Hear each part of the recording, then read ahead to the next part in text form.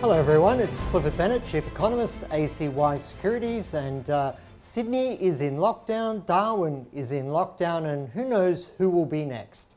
Overall though, I think we've got to say that it is so far a lightish kind of lockdown, and so one wonders how effective it will be. Hopefully very effective, and we will all be out of this in 2 weeks' time.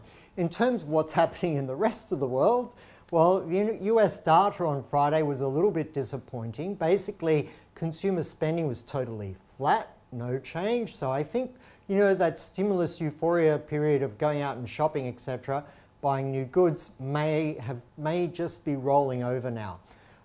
Previous US consumer sentiment data was revised lower. Again, that kind of rolling over post-stimulus euphoria spending phase coming to an end in the US. But more importantly, perhaps than any other economic data on Friday in the US, was the core PCE indicator for inflation, which is a favorite indicator and focused on by the Fed. That was shooting sky high, basically. That is the technical expression for it. It was so incredibly strong that really you would have seen a few Fed officials truly scratching their heads over the weekend. And I think, the big call from me, I guess, on the day is that the Fed could be tapering as soon as next month, I think at the next Fed meeting. So tapering is almost an instantaneous thing, I believe, is going to happen in the US. US stocks on Friday, it was interesting. It was kind of a little bit of a reversal. The Dow Jones continued to try and play catch up to the NASDAQ that had streaked ahead, and a little bit of catch up to the S&P 500. But while the Dow Jones was playing a bit of catch-up, the NASDAQ actually fell back a little bit, the S&P 500 a little bit sideways. Both those sort of sectors were hesitant. We know the Russell 2000, the really broad indicator for the US stock market, has been heavy of late.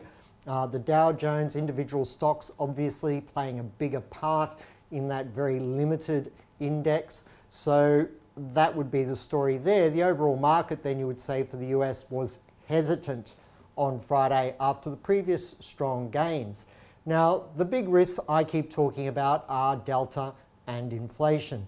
And the thing about Delta that concerns me most that it is, and I've said it before, and we're putting it in our written reports, the Delta variant is resurgent in places like Israel, and Israel has the highest vaccination rate in the world. So we do have to be careful in all regards. Take personal responsibility for things, particularly in Australia at the moment.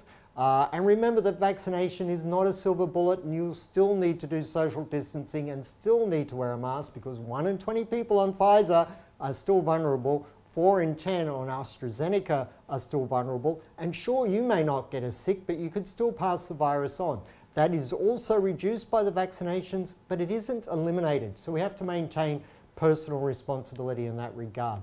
In terms of the Australian stock market, obviously everyone's going to remain excited about this idea that China still has to buy our iron ore, so there, and everything will be well for the Australian export market and therefore the Australian economy, but that isn't necessarily true. One of the reasons our exports have remained strong in recent months to China is that Brazil was largely offline and certainly having supply disruptions, which will abate, meaning that Brazil will be supplying more iron ore and other minerals to China through the second half of this year and well into next year, and that could start to cool off those exports from Australia to China in the mineral mining sector just a little. Not eliminate, not a major shift, but just cool those exports off a little bit as China continues to diversify its demand for raw materials, which is only a fair policy.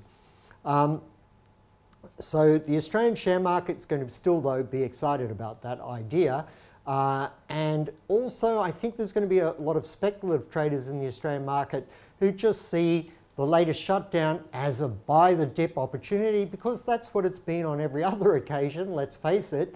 However, that might be getting a little bit tired, and some of the big funds might be thinking, well, we've had a good run, maybe we should cool things a little bit. So I'm not sure if any sort of this idea of outsmarting everyone else by buying stocks even though there's a lockdown will necessarily pay the kind of returns that it did on those previous occasions. So I would be seeing any rally in the Australian market, perhaps there isn't even one, perhaps we just begin to fall, but I think any rally we get might be a rally that perhaps people should look at as an opportunity to diversify away a little bit from Australia to something else.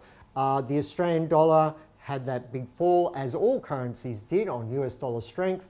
That US dollar strength looks to be just gathering energy in a consolidation phase here to perhaps push on higher yet again, which would mean that that would be an added pressure to the Australian dollar, as well as the fact of the lockdowns that are now occurring in at least 2 states, and there's a possibility that could spread.